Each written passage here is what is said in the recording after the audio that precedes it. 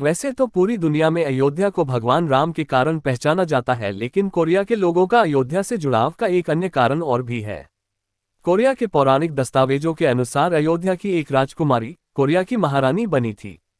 Korea के पौराणिक इतिहास में यह बात दर्ज है कि करीब 2000 साल पहले अयोध्या की राजकुमारी सूरीरत्ना नीहू हवांगो अयोता यानी अयोध्या से दक्षिण कोरिया के ग्योक्सान प्रांत में स्थित किम्हये शहर आ गई थी।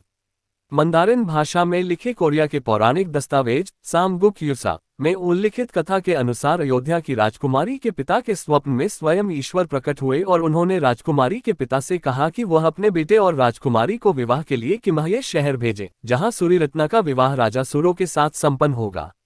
16 वर्ष की उम्र में राजकुमारी सूरीरत्ना का विवाह किम्हये राजवंश के राजकुमार सुरो के साथ संपन्न हुआ।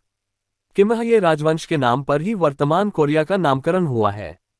कोरिया के लोगों का मानना है कि सूरीरत्ना और राजा सुरो के वंशजों ने ही 7वीं शताब्दी में कोरिया के विभिन्न राजघरानों की स्थापना की थी। इनके वंशजों को कारक वंश का नाम दिया गया है, जो कि कोरिया समेत विश्व के अलग अलग देशों में उच्च पदों पर आसीन है। कोरिया के एक पूर्व राष्ट्रपति भी इसी वंश से संबंध रखते थे। यूं तो कोरिया के इतिहास में अनेक महारानियों का नाम दर्ज है, लेकिन सभी में से सूरीरत्ना को ही सबसे अधिक आदरणीय और पवित्र माना गया, जिसका कारण ये था कि उनकी जड़ें भगवान राम की नगरी अयोध्या से जुड़ी हुई थीं। कोरिया के पौराणिक दस्तावेज सामकुक युसक में राजा सुरो और सूरीरत्ना के विवाह की कहानी भी दर्ज है, जिसके अनुसार प्राचीन कोरिया में कारक वंश को स्थापित करने वाले राजा सुरो की पत्नी रनी हो यानी सूरीरत्ना मूल रूप से आयुध अयोध्या की राजकुमारी थी।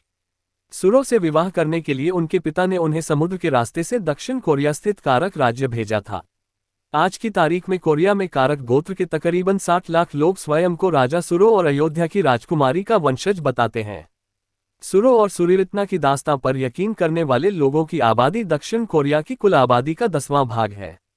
कोरिया के पूर्व राष्ट्रपति किम देई जुंग और पूर्व प्रधानमंत्री हियो जियोंग और जोन पिल किम कारक वंश से ही संबंध रखते थे। कारक वंश के लोगों ने उस पत्थर को भी सहेज कर रखा है जिसके विषय में ये कहा जाता है कि अयोध्या की राजकुमारी सूरीरत्ना अपनी समुद्र यात्रा के दौरान नाव का संतुलन बनाए रखने के लिए उसे रखकर लाई थी। किम्हये शहर में राजकुमारी हो की प्रतिमा भी है। कोरिया में रहने वाले कारक वंश के लोगों का एक समूह हर साल फरवरी मार्च के दौरान राजकुमारी सूरीरत्ना की मातृभूमि पर उन्हें श्रद्धांजलि अर्पित करने अयोध्या आता है।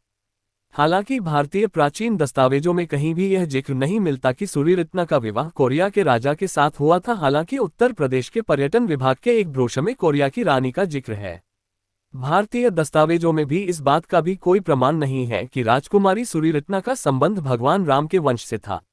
संबंधित कथाओं के अनुसार सूरीरत्ना याहो का निधन 57 वर्ष की उम्र में हुआ था।